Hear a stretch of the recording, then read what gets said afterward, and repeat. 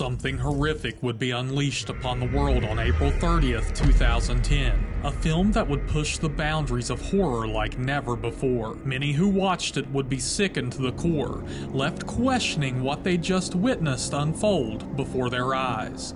This is the story of the Human Centipede and how it shocked the world. The inspiration for the film is more disturbing than you can imagine. Director Tom Six admits he got the idea while fantasizing about the ultimate punishment for a child predator. I said, what if they sew his mouth to the ass of a very fat truck driver? That would be a good punishment. What could be so horrifying that it drove audiences to flee theaters, triggered heavy editing, and led to outright bans in parts of the world? To uncover the dark truth, let's dive into its twisted story. Meet two young women from New York, lost on the dark roads of Germany with a flat tire, far from the comforts of home.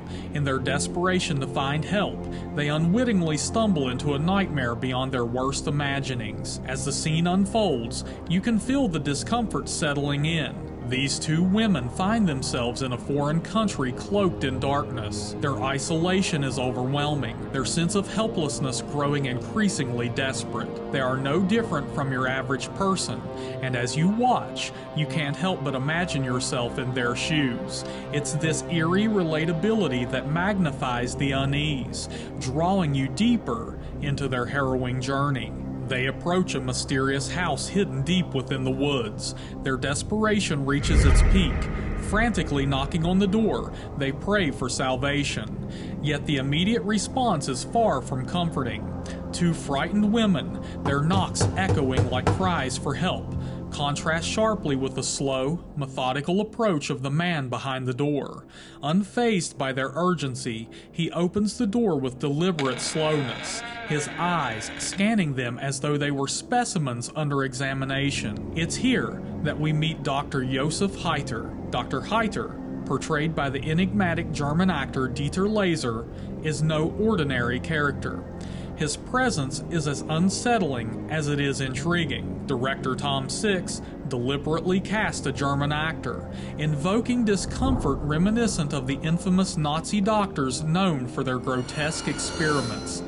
This is where the real nightmare begins. Shortly after their encounter with the doctor, the two females are drugged, and that's when the true horrors of this film come to life. Dr. Heiter, a retired world-renowned expert in separating Siamese twins, reveals his sadistic dreams of creating his own monstrous creatures by sewing humans together. He's no stranger to experimentation. Prior attempts on dogs ended in death. Now, he hungers for something more sinister: human subjects. One of the most disturbing aspects of the Human Centipede is its reliance on body horror and the methodical surgical procedures. It's a horror that hits uncomfortably close to home for most audiences. Remember the tales of people fainting and fleeing theaters during The Exorcist in 1973? My legs are just going, "Nyeh," and I want to go in the lobby and not watch it, and I have to cover my ears. Surprisingly, most of those incidents occurred during hospital scenes, not the demonic possession sequences one might expect. The graphic display of surgical procedures in Centipede left audiences gasping for air. The sheer horror is compounded by the cold, practical decisions Dr. Heiter makes throughout the surgery. Placing Lindsay in the middle isn't merely a random choice, it's a calculated act of cruelty, ensuring she endures the most agonizing healing process as punishment for her escape attempt. Removing the teeth and lips of the two females, mutilating the anus so there'd be access to the rectum, severing limbs and the knees so the victims would be forced to crawl. These visceral and grotesque scenes leave a lasting impact on viewers, pushing their boundaries to the limit. It's through these acts that Dr. Heiter's malevolent character takes center stage, leaving the audience both horrified and fascinated by the depths of his depravity. Beyond the physical horror, the Human Centipede delves into the psychological torment endured by the victims. Dr. Heiter, proud of his grotesque creation, parades the centipede around like a macabre trophy, He forces the victims to witness their own nightmarish transformation, taunting them with a mirror that reflects the grotesque reality of their existence. He treats them as less than human, caging them like animals, feeding them dog food, and subjecting them to brutal punishment for any act of resistance. He goes to chilling lengths, even threatening to remove their vocal cords if they dare moan from the pain. I did not cut your vocal cords. Just when viewers believed they had seen the worst, the infamous defecation scene unfolds, pushing the boundaries of what is bearable for some. Feed her! Feed her! It's a moment that would drive many to leave premieres in shock and disbelief. As the horrors reach their climax, we witness one of the darkest endings in horror movie history. The two girls, the last survivors of this gruesome experiment, find themselves trapped in a nightmarish purgatory.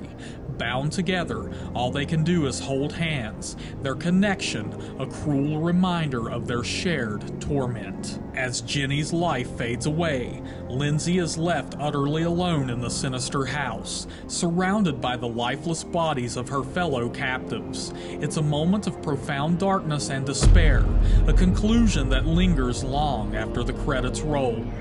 The film sparked debates about the boundaries of horror and the ethics of extreme cinema. It would become a worldwide phenomenon, permeating itself into mainstream media, mainly being discussed on the comedic spectrum to the surprise of many. But this is actually a common human reaction. Sometimes we hide behind laughter as a self-defense mechanism, so we don't have to face the full brunt of our fears. In the end, The Human Centipede remains a testament to the power of cinema to shock, disturb, and provoke. It challenged our notions of horror and forever left its mark on those who dared to watch, and even some of those who didn't watch, because just knowing what the movie is about was disturbing enough. I personally think the most disturbing thing is that you haven't picked up the new Halloween 2023 Special Edition Talk Horror shirt for only $16. If you want to up your game and embrace the spooky season in style, don't miss out on this limited edition design. Get yours now and let your inner horror fan shine. The link is in the description below. And hey, while you're down there, why not like and subscribe to the channel?